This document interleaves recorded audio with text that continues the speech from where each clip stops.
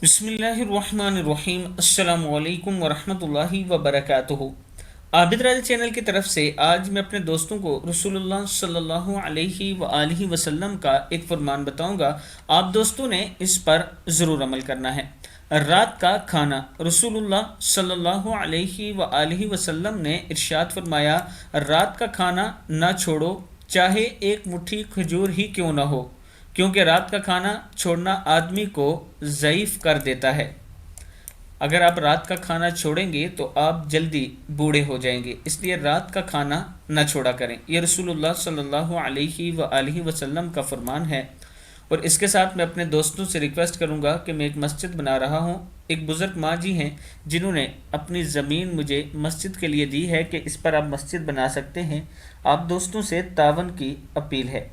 आप दोस्त तावन करें, इंशाअल्लाह बहुत जल्द वहाँ मस्जिद तामीर होगी और इसका सवाब आपको क़यामत तक पहुँचता रहेगा।